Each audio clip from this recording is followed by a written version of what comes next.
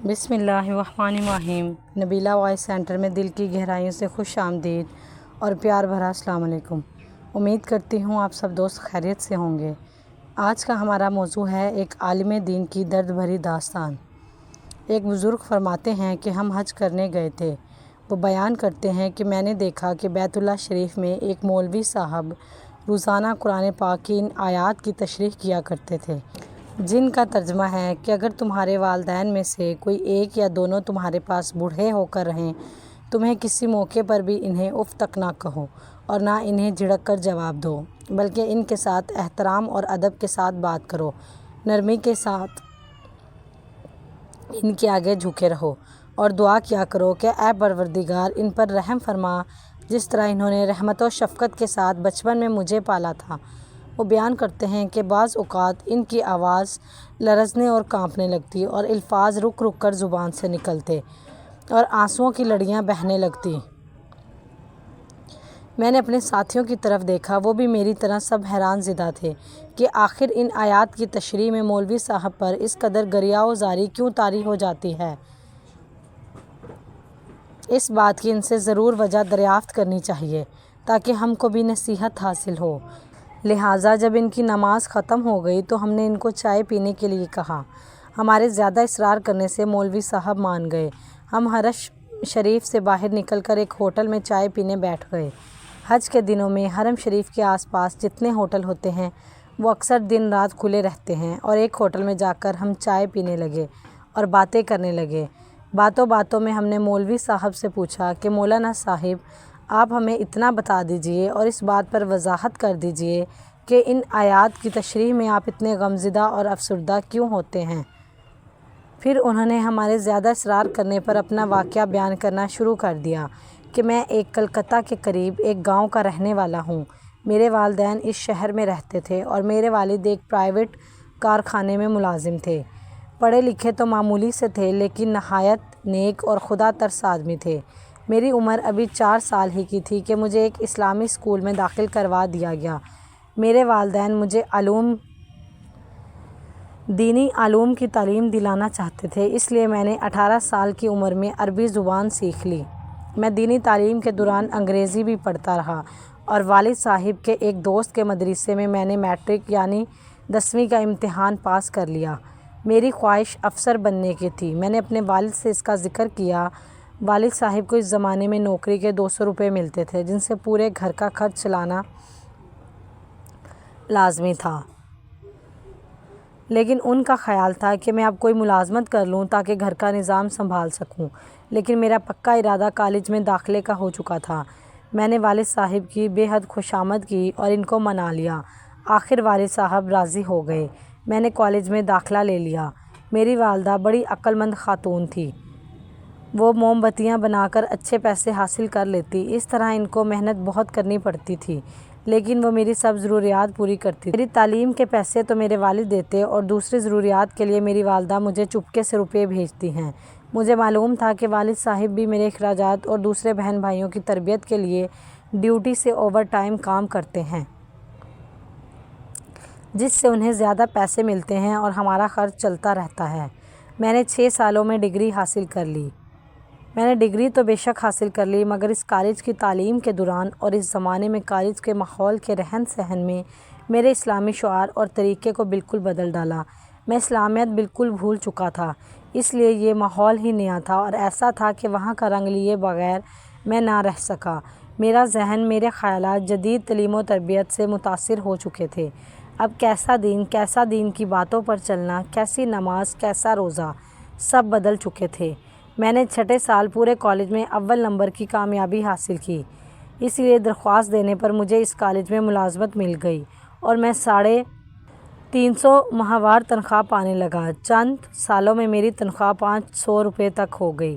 اب والدین نے میری شادی کی فکر کی۔ وہ یہ چاہتے تھے کہ کسی دیندار لڑکی سے میری شادی ہو جائے جو گھر میں اچھی بہو کی طرح رہے، لیکن میری خواہش یہ تھی کہ وہ آج کی نئی تہذیب اور نئی تعلیم سے واقف ہو تاکہ موجودہ دور اور اعلیٰ سوسائٹی میں وہ گزارا کر سکے، ہر ایک کے ساتھ کھلے عام باتیں کر سکے، ننگے ڈانس دیکھ سکے اور ننگے ڈانس کر سکے، سینہ تان کر بازاروں میں چل سکے اور ہر بے حیائی کے کام میں ترقی کر کے آگے بڑھ سکے۔ میں نے اپنی خواہش کا ذکر اپنی ماں کے ذریعے اپنے والد صاحب سے کر دیا، لیکن انہوں نے اسے پسند نہ کیا اور برا منایا۔ لیکن مجھے نئی روشنی کے سوا کچھ نظر نہیں آ رہا تھا۔ میرے سر پہ بھوت سوار تھا۔ کہاں خدا کا خوف، کہاں دین کا شوق، نہ قرآن مجید سے محبت، نہ نبی کریم صلی اللہ علیہ وآلہ وسلم سے الفت۔ ہر طرف سے نفس اور شیطان نے پوری طرح سے رنگ چلا دیا اور میں اپنی ضد پر قائم رہا۔ ماں باپ کی بات کسی طرح بھی میری عقل میں نہ آتی اور نہ ہی میں ماننے کے لیے تیار تھا۔ بہرحال میں نے اپنے والدین کو بار بار اصرار کر کے راضی کر لیا۔ وہ میرے اصرار سے راضی تو ہو گئے، شاید اس وجہ سے کہ ان کو اندیشہ تھا کہ وہ اگر انکار کر دیں تو میں اپنی منمانی کر دوں گا۔ اس خوف سے انہوں نے ہاں کر دی، لہٰذا ایک فیشنیبل جاہل لڑکی سے میری شادی ہو گئی۔ شادی کو ابھی 2-4 مہینے گزرے تھے کہ والد صاحب کے کارخانے میں ایک گیس کی ٹینکی پھٹ جانے سے معذور ہو گئے، اس لیے اب وہ کارخانے جانے سے معذور اور بے روزگار ہو گئے اور کام کے قابل نہ رہے۔ اب وہ گھر میں ہی رہنے لگے اور ان کو کارخانے کی طرف سے ایک معمولی رقم معذوری الاؤنس کے طور پر ملنے لگی۔ میری بیوی کو اسلامی تعلیم و تہذیب سے دور دور تک کوئی واسطہ نہ تھا۔ وہ تو صرف آزاد خیال اور تیز مزاج عورت تھی، جس کو نہ خوف خدا نہ عشق مصطفیٰ۔ وہ کیا جانے کہ اسلام کیا ہے؟ وہ تو پہلے ہی دن سے جاہل تھی۔ کچھ اس کی سہیلیوں نے اس کے کان بھر دیے۔ کیا ری دیکھو، ساس سسر کی خدمت کرنا تمہارا فرض نہیں، بلکہ ساس سسر تو تمہاری خدمت کے لیے ہے۔ جو لڑکیاں جاہل و گوار اور بے عقل ہوتی ہیں وہ اپنے ساس سسر کی خدمت کیا کرتی ہیں۔ تمہارا کوئی حق نہیں، بلکہ تم ان سے اپنی خدمت کرواؤ۔ تم اپنے شوہر کی ہو کر رہنا۔ بس میں کسی انگریز سے اس ٹائم کم نہ تھا۔ میرے دن رات صبح و شام عیش و مزے میں گزرتے تھے۔ اب سوائے خواہشات کے نفسانی خواہشات کے نشے کے علاوہ کچھ یاد نہ تھا۔ لیکن جب میں نے دیکھا کہ میری بیوی میرے بوڑھے ماں باپ کی خدمت کرنے سے نفرت اور پرہیز کرتی ہے تو میں اس پر ناراض ہوا، لیکن آہستہ آہستہ اس نے مجھ پر جادو کر دیا کہ میں اس کی ہاں میں ہاں ملانے لگا۔ میں اس کی تلخ مزاج اور ڈانٹ ڈپٹ کو کوئی برا نہ جانتا تھا، خواہ وہ میرے سامنے میرے والدین کو کچھ بھی برا بھلا کہتی، لیکن میرے کان پر جوں تک نہ رینگتی تھی اور مجھے ذرا بھر بھی احساس اور برا معلوم نہ ہوتا۔ اب وہ میرے والدین پر ہر آئے دن طرح طرح کے الزامات لگانے لگی۔ میں اب صرف نفس کا بندہ بن کر رہ گیا تھا اور روحانی موت مر چکا تھا۔ مجھے اس سے محبت ہو گئی تھی۔ میں اس کو کچھ نہ کہتا، حتیٰ کہ زبان تک اس کے سامنے نہ کھولتا، بس ہر وقت اسی کا کلمہ پڑھتا اور اسی کے محبت کے گن گاتا۔ جو کچھ ہوتا پڑا دیکھتا رہتا۔ میرے مجبور لاچار والدین نے نہایت تنگ آ کر مجھ سے شکایت کی۔ آہ میری بدبختی! میں نے یہ کہہ کر ٹال دیا کہ آپ کو غلط فہمی ہے، میری بیوی ایسی نہیں، وہ بڑی عقل مند اور صاحب سلیقہ ہے۔ آپ کی عقل ٹھیک۔ کچھ روز پہلے کی بات ہے کہ میرے والد صاحب رات کو ضرورت سے پانی لینے کے لیے اٹھے۔ نابینا آدمی تھے، ایک سٹول سے ٹکرا گئے اور اسی سٹول پر دودھ کا برتن رکھا تھا، وہ زمین پر گر گیا اور سارا دودھ زمین پر الٹ گیا۔ پھر کیا تھا، بیگم صاحبہ اٹھی اور ان کو بری طرح للکارا، تمہیں شرم نہیں آتی؟ چوری کرتے ہوئے چھوٹے منع کا دودھ رکھا ہوا ہے اور چاہتے ہو کہ چپکے سے خود بھی پی لو؟ خبردار، آئندہ ایسی حرکت کی، اچھی طرح دودھ پینے کا مزہ چکھا دوں گی۔ میرے والدہ بھی جاگ رہی تھی۔ انہوں نے کہا، بہو ایسا نہ کہو، یہ تو پانی پینے اٹھے تھے، سامنے سٹول رکھا تھا اور دودھ کا برتن گر گیا۔ چپ رہ بڑھیا، لگی باتیں بنانے، مجھے پڑھاتی ہے، تجھے کچھ تمیز بھی ہے بات کرنے کی؟ بوڑھی عورت، تجھ سے تو میں بعد میں نمٹوں گی، جب تیری خبر لوں گی۔ خبردار، اگر آئندہ جو میرے سامنے بڑبڑائے۔ تیری عقل خسیا گئی ہے، کہتی ہے ایسا نہ کہو، اسٹول سے ٹکرا گئے۔ میں خوب جانتی ہوں، چوری سے کھانے پینے کی عادت ہے ان کو۔ غرض میری بیوی نے انہیں بہت ہی بری طرح سے جھڑکا اور ڈانٹ ڈپٹ کی اور میں پڑا یہ سب کچھ دیکھتا رہا، لیکن میں نے بیوی کو ایک لفظ بھی نہ کہا۔ تھوڑے دنوں کے بعد میرے ماموں آئے اور میرے والد اور والدہ کو اپنے ساتھ لے گئے۔ بیوی کہیں باہر گئی ہوئی تھی۔ اس نے اطمینان کا سانس لیا کہ شکر ہے سر سے بوجھ اترا، اور کہا کہ روز روز کے جھگڑوں سے نجات ملی۔ اس واقعے کو 3 سال گزر گئے اور ایک بچے کی پیدائش کے بعد میری بیوی کا انتقال ہو گیا۔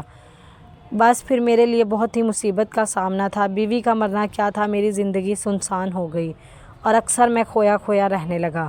میرے ایک بہت ہی مخلص دوست تھے، انہوں نے جلد ہی ایک غریب گھرانے میں میری شادی کروا دی اور یہ میری بیوی حافظ قرآن، نہایت ہی نماز روزہ اور قرآن مجید کی تلاوت کی پابند تھی، بڑی دیندار اور میری ہر طرح سے فرما بردار تھی۔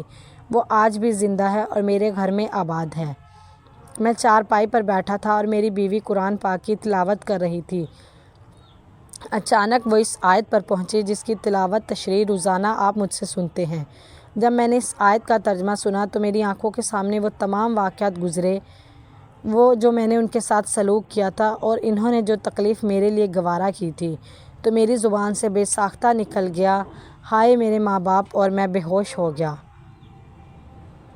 غرض اتنے عرصے بعد مجھے میرے ماں باپ کی یاد آئی، ایک زمانہ گزر چکا تھا، میری آنکھوں سے آنسو آ گئے۔ میری بیوی دوڑی ہوئی آئی، سمجھی کہ شاید مجھے کوئی تکلیف ہو گئی ہے، لیکن اس کے بار بار دریافت کرنے پر میں نے اسے پورا واقعہ سنا دیا اور کہا کہ اب میں اپنے والدین کو کیسے ڈھونڈوں۔ میں دوسرے دن ہی اپنے ماموں کے گھر گیا۔ وہاں پہنچ کر میری حیرت کی انتہا نہ رہی۔ میرے ماموں نے مجھے بتایا کہ والدین کئی مہینوں پہلے گھر جانے کے بہانے یہاں سے روانہ ہو چکے ہیں۔ بس اتنا سنتے ہی میرے پیروں تلوں سے زمین نکل گئی۔ ہائے بڑھاپے اور نظر نہ ہونے کی حالت میں کہاں گئے ہوں گے۔ میں فوٹو لے کر جو کارخانے میں کھینچا گیا تھا، فوٹو لے کر تھانے پہنچا، رپورٹ لکھوائی اور کئی اخباروں میں فوٹو کے ساتھ خبر چھپوائی اور ادھر ادھر کئی آدمیوں کو روانہ کر دیا۔ اب مجھے رات بھر نیند نہ آتی، ہر وقت اسی فکر میں رہتا کہ کس طرح بھی میں نے اللہ سے خوب رو کر گڑ گڑا کر توبہ کی اور دعائیں کی کہ یا الہی میرے ماں باپ کو واپس لوٹا دے۔